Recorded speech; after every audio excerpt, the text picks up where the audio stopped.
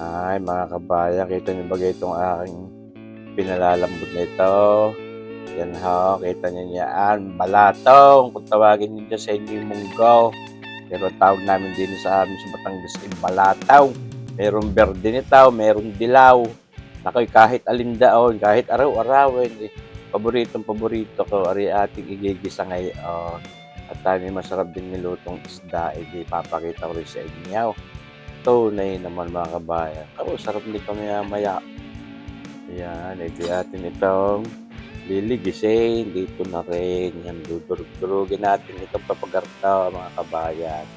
Ayan, siyempre. Yung iba yan sa mga nakikita ko nagluluto na rin, hindi na nililigis. Mas maganda ho, pag inyong liligisin mga kabayan, nalapot ang sabaw. Ayan. Tunay naman mga kabayan. Tunay na. Lalo panalit mamayang ating ginisang balataw.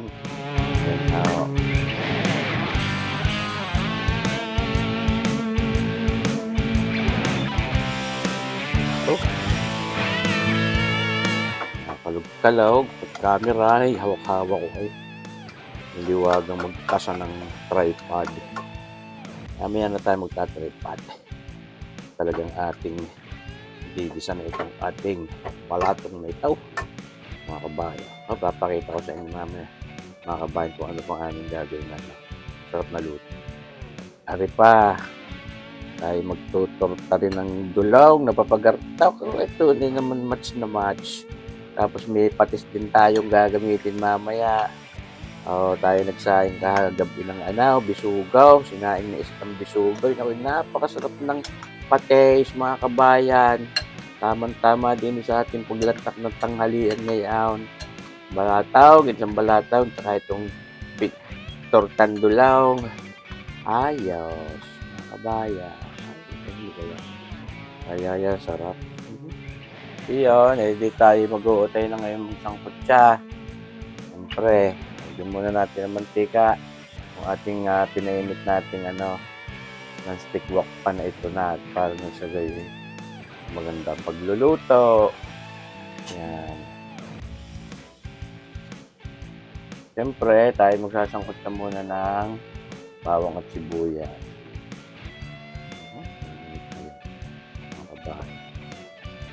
Sinalya na nga ang ating bawang na yan. Ayan. Hinahin muna ng karikitang apoy at baka naman masiklot agad ng ating bawang. Pait. Ito hindi muna natin lalagyan ng karne mga kabayan dahil yung aking palang paghahalbos kanina ng ating balatong, lagyan ko na rin ng isang pirasong pork broth cube. Ayun na lang gagawin natin palasa na baboy. Ayan. Ngayon, susunod naman natin itong ating sibuyas. Yung mga kabayan, may bagahaw. Ay, dalila naman lutuin itong ating ginisang balatong na papagarta. Kaya nyo din.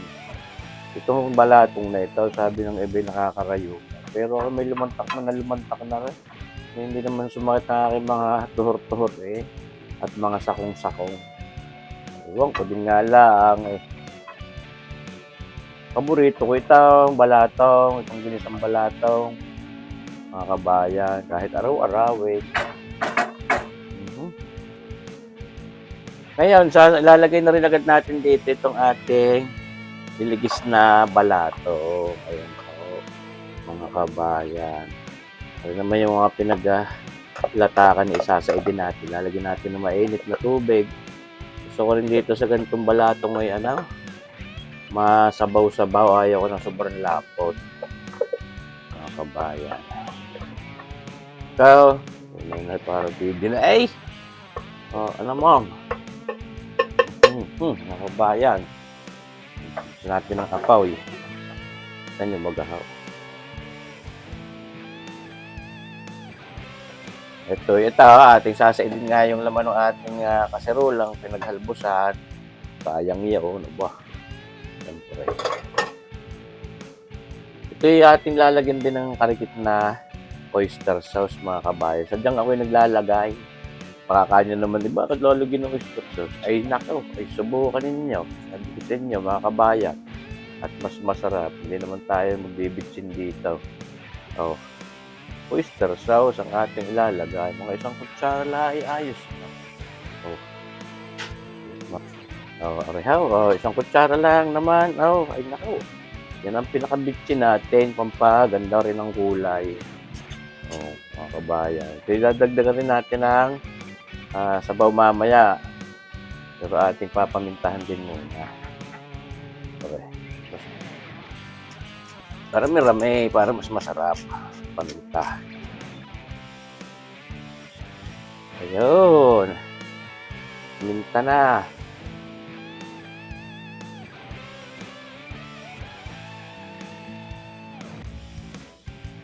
Ngayon, edi ating babantuan na ng sabaw yan. Mainit na tubig din ang ating ginamit, mga kabayan. Tulad ng sinabi ko, gusto ko yung maraming sabaw ito. Yan ho. Kaya may iga pa rin yan ng karikit dahil lalagyan natin yun ng suwatanghon. Yung suwatanghon, mga kabayan. Yun. Pangligtad. Yun, mga kabayan. Sakto lang ho yung sabaw na yan. Baka isipin nyo marami yan. Pabulit na ho ninyo yun mamaya. Nilagyan nyo ng suwatanghon. Yun ako. I-reduce na ang sabaw. Yan, mga kabayan. Dahil matabang-tabang pa ho, ating dadagdagan ng patis. Siyempre, yung ating favorite na extra virgin anchovy extract na ito. Hindi naman yan sponsor. Tagal na. Patisan natin ngayon. Isang kutsara at kalahati. Pwede naman dagdagan. Mahirap yung mapasubra agad. Aba, mahirap magbawas. Mga kabayan.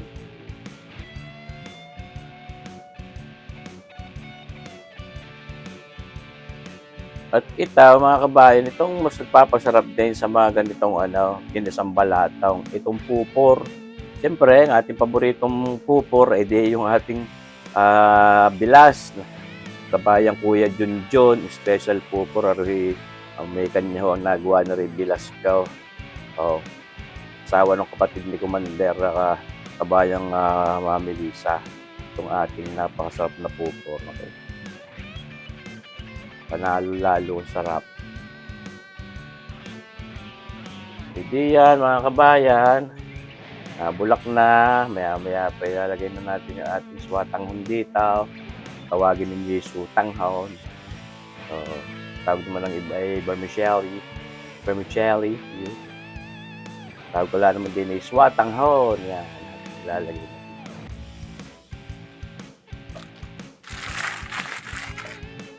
Tambuo, isang ganito lang doon sa dami ng ating niluto. Kung ano namang brand ang inyong ibig, hindi pwede naman. Ang dere medyo ginugupit-gupit. Yan. Kaya, ilalagay na natin ito, mga kabayan, ating suwatanghon ito. Na may magpuputol-putol din.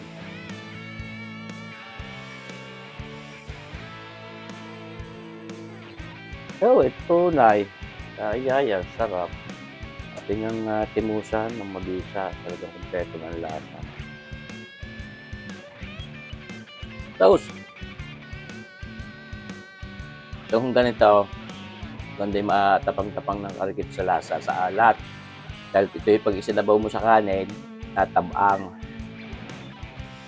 Okay, lalagay na ho natin itong ating ahon ng siling yaan. Pampasarap, pampabangot, pampatanggal umay ang aking mga manok. Pag-iingay ng aking mga manok. Ito, lalagyan na natin itong ating Kuya Junjun si Special Pupur. Ayan. Sa Barangay San Pascuala ang are, Batangas. San Antonio. Pwede naman natin itong putol-putulin. Yan, natin ang papatay ng apoy. Yun, pinatay na natin ang apoy. Yan na, mga kabayan. Hindi bagaho. Parang, kung tawagin din, parang batsoy. Tama ba?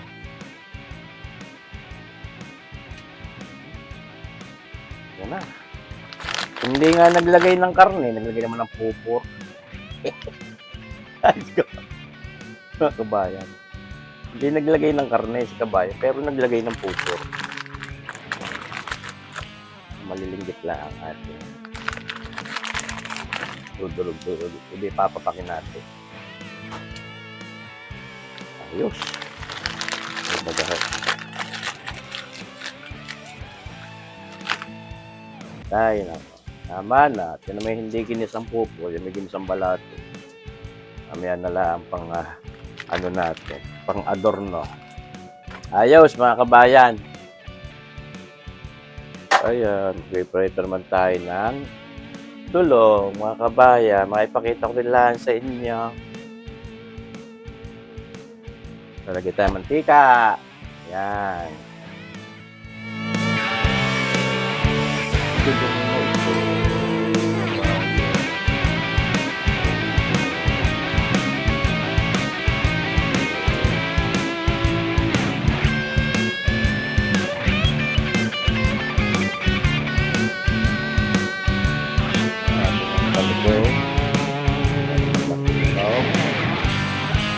Yo!